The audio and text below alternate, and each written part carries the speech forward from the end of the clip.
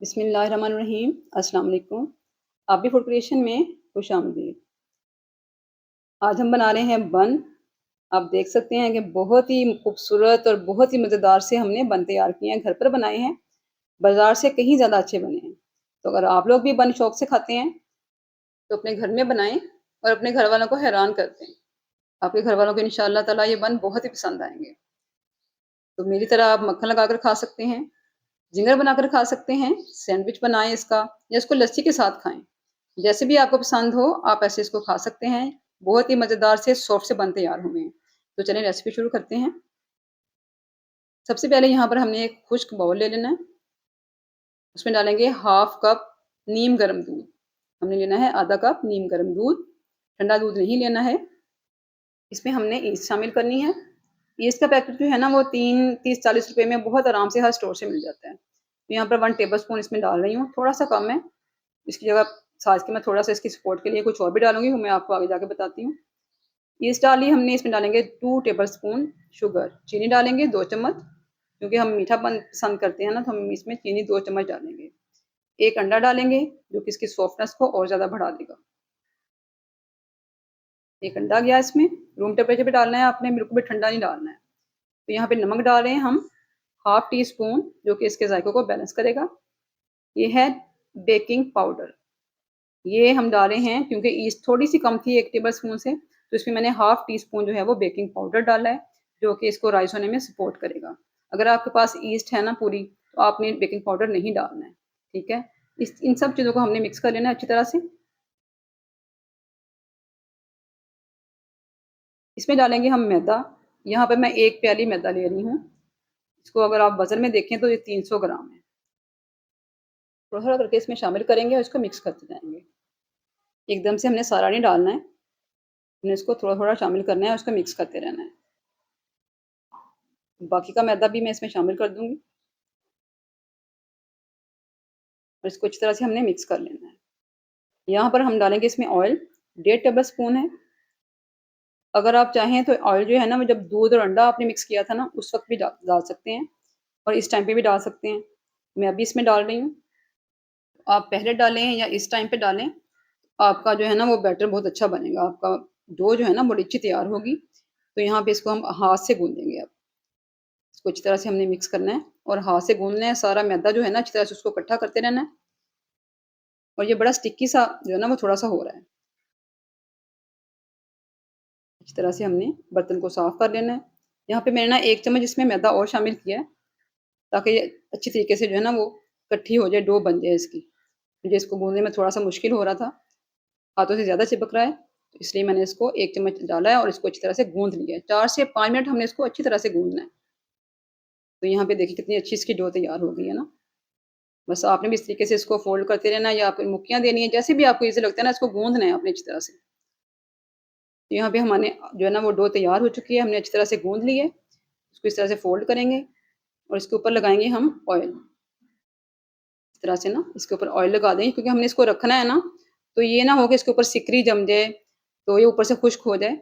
इसलिए हमने इसके ऊपर ऑयल लगाना है और इसको हमने ढकना है, अच्छी तरह से ढक के ना आधे घंटे के लिए रख देना है, ताकि ये राइस हो जाए। ये डो जो ना हमारी फूल जाएगी, डबल हो जाएगी। इसको हमने आधे घंटे के लिए रखना है, किसी गर्म जगह पे रखें, आजकल गर्मियाँ हैं तो बाहर भी रखी जा सकती है, वरना ओवन में या किसी केबिन में रखें। आधे घंटे के बाद देखिए माशाल्लाह से डो हमारी बड़ी अच्छी-सी राइज़ हो चुकी है, माशाल्लाह। ये देखें। मैंने ना थोड़ा-सा नीचे भी ऑयल लगाया था, ताकि ये इसको फ़ोल्ड करने में आसानी हो। इसको मैंने सरफ़ेस पे डाल लिया है और इसको मैंने 2 से 3 मिनट के लिए ना दोबारा से गूँधना है। इसको मैं फ़ोल्ड कर के ना अच्छी तरीके से इसको अच्छी तरह से गूँध लूँगी 2 से 3 मिनट। फिर इसके हमने इस तरह से पीस काट लेने हैं। हमने जितना-जितना बड़ा बन बनाना है ना, छोटे बनाने हैं या बड़े बनाने हैं, ये आप पे डिपेंड करता है आपको कैसे पसंद है। और उस हिसाब से आपने इसके पेड़े जो है ना वो काटने हैं। तो यहाँ पे मैंने 6 बना रही हूँ 1 प्याली से। मैंने यहाँ पे जिस सांचे में बनाने हैं ना, जिस ट्रे में, जैसे भी आपने जिस बर्तन में बनाने हैं, लोहे का बर्तन है या कोई सांचा है या प्लेट है, तो उसको आपने या तो बटर पेपर लगा लेना है या आपने उसके अंदर ऑयल लगा के उसके अंदर आपने 1 चम्मच मैदा छिड़कना है और उसको फिर झाड़ लेना है और उसके अंदर आपने इस तरह से पेड़े बनाकर रख लेने हैं। इससे क्या होगा कि हमारे बन जो है ना वो चिपकेंगे बिल्कुल भी नहीं और बहुत आराम से जो है वो हम उनको निकाल सकते हैं। तो ये देखिए मैंने इस तरह से इसके स्मूथ से पेड़े बनाने हैं। यहाँ पे 6 पेड़े हमने बना लिए हैं। इनका डिस्टेंस चेक करें आप, इनका फ़ासला। इसको हमने अब दोबारा से ढक कर रखना है तकरीबन 15 से 20 मिनट के लिए, ताकि ये दोबारा से राइज़ हो जाएँ। तो यहाँ पे हम इसको 15 मिनट बाद देखेंगे। ये देखिए माशाल्लाह से। अब देख रहे हैं ये राइज़ हो चुके हैं माशाल्लाह से, इनका फ़ासला भी कम हो चुका है। ये देखिए मैंने स्पेशल आपको इसलिए बताया है कि इनका फ़ासला चेक करें। ये राइज़ हो चुके हैं माशाल्लाह बहुत अच्छे से। ये अंडे की हमने ज़र्दी ली है, इसके ऊपर इस तरह से ब्रश कर देंगे, ताकि इनके ऊपर ना खूबसूरत सा कलर आए। अगर आपने नहीं लगानी तो आप ऐसे भी इनको बना लें, तब भी आपके बन बहुत अच्छे बनेंगे। लेकिन हमारे बाज़ार में अक्सर जो है ना, वो ऊपर से कलर वाले बन मिलते हैं ना, तो इसलिए हम इसके ऊपर ज़र्दी लगा रहे हैं। बाज़ार वाले तो पता नहीं रंग लगाते हैं, क्या लगाते हैं। हम लगाएँगे इसके ऊपर अंडे की ज़र्दी। बड़े खूबसूरत से रंग आता है माशाल्लाह से।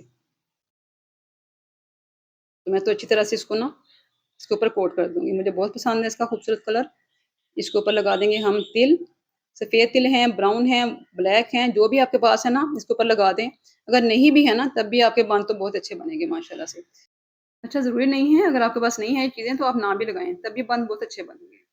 तो यहाँ पे प्रीहीट करके रखी हुई कढ़ाई मैंने 15 मिनट पहले से चूल्हे पे रखी हुई है। इसके अंदर मैंने प्लेट एक उल्टी करके रख दिया, आप कोई भी स्टैंड रख लें। उसके ऊपर मैंने अपना बन वाला जो है वो साँचा रख दिया है। इसको हम ढक कर पकाएँगे बिल्कुल लो हीट के ऊपर। इतनी हीट होनी चाहिए आपकी भी, इतना ही बर्नर आप देख सकते हैं, इतनी हीट होनी चाहिए। तेज़ आँच पे आपने बिल्कुल नहीं बनाने हैं। इसको हमने तकरीबन 40 से 50 मिनट के लिए जो है ना बेक करना है, इसी तरीके से कढ़ाई में। ये देखिए माशाल्लाह से, ये मैंने 50 मिनट के बाद जो है ना इसका ढक्कन उठाया है। रंग देखिए कितना खूबसूरत आया है माशाल्लाह से, और कितने अच्छे हमारे बन जो हैं वो तैयार हो चुके हैं। आपकी कढ़ाई जो है वो प्री हीट होनी बहुत ज़रूरी है, वरना आपके बन अच्छे नहीं बनेंगे। तो यहाँ पे हमने बना ली है अपने बहुत ही मज़ेदार से, खुशबू बहुत अच्छी आ रही है, बड़े अच्छे बन तैयार हुए हैं। आप इनका रंग देखिए माशाल्लाह से, कितने प्यारे लग रहे हैं ना। तो आप भी बना सकते हैं, बिल्कुल भी मुश्किल नहीं है, आपने देखा रेसिपी बहुत आसान है। इनको हमने ठंडा करना है, ठंडा करने के बाद इनको निकालेंगे, एक प्लेट में रखेंगे।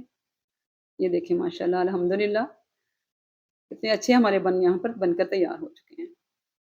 तो यहाँ पर मैंने बहुत ही मज़े के बड़े सॉफ्ट से बन आपके साथ बनाकर रेसिपी शेयर कर दी है। तो यहाँ पर वीडियो को लाइक करना तो बनता है, तो वीडियो को जल्दी से लाइक कर लें। चैनल पर अगर नए हैं तो सब्सक्राइब कर लें, और अपने बहनों-भाइयों के साथ, अपने दोस्तों के साथ, अपनी फैमिली मेंबर्स में इस आसान और मज़ेदार से बन की रेसिपी को ज़रूर शेयर करें, ताकि सब अपने घर में बनाएँ, अपने हाथों से बनाएँ और एन्जॉय करें। बन तो गर्मियों में तो हम लोग बहुत ज़्यादा इसको इस्तेमाल करते हैं, आप लोग भी करते होंगे। इसकी सॉफ्टनेस चेक करें, मैं आपको इसको तोड़कर दिखा रही हूँ।